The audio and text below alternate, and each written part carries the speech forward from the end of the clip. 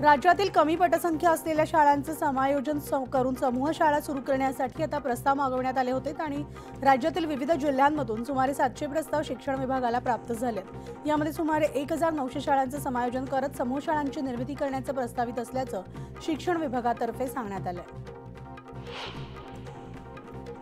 पुणे विद्यापीठाच्या विविध शैक्षणिक विभागांमध्ये संलग्न महाविद्यालयांमध्ये विद्यार्थ्यांना त्यांची शैक्षणिक कागदपत्र आता सुलभपणे उपलब्ध होणार आहेत। तर विद्यापीठ आता कागद विरहित प्रक्रियेकडे जात असून ऑनलाईन अर्ज भरून विद्यार्थ्यांना घरबसल्या कागदपत्र मिळणार आहेत।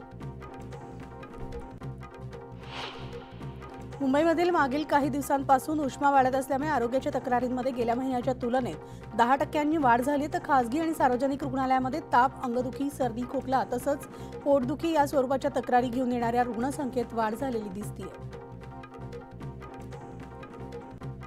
हवामानामधील बदलाचा परिणाम आंबा उत्पादनावर झाला असला तरी वाशीमध्ये मात्र कोकणातील हापूस आंबा विक्रीसाठी दाखल होतोय। मुस्लिम बांधवांचा पवित्र रमजान 12 मार्चपासून सुरू होत असल्यानं आखाती प्रदेशांमधून आंब्यासाठी मागणी वाढते, त्यामुळे आता दर स्थिर राहण्याची अपेक्षा आहे।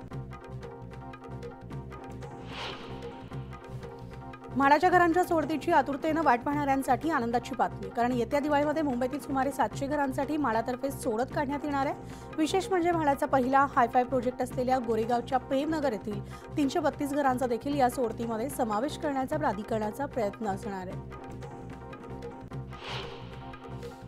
मुंबईमधील वाहतूक कोंडी फोडण्यासाठी पूल आणि उन्नत मार्गाची उभारणी सुरू असताना आता महड आणि वर्सोवा दरम्यान असलेल्या खाडीवर मुंबई महानगरपालिका केबल पूल उभारणार आहे। त्यामुळे आता महड ते वर्सोवा प्रवास 10 मिनिटांमध्ये होणार आहे। अंधेरी, महड, बोरिवली आणि गोरावी भागामधील वाहतूक कोंडी त्यामुळे मोठ्या प्रमाणात कमी होणार आहे।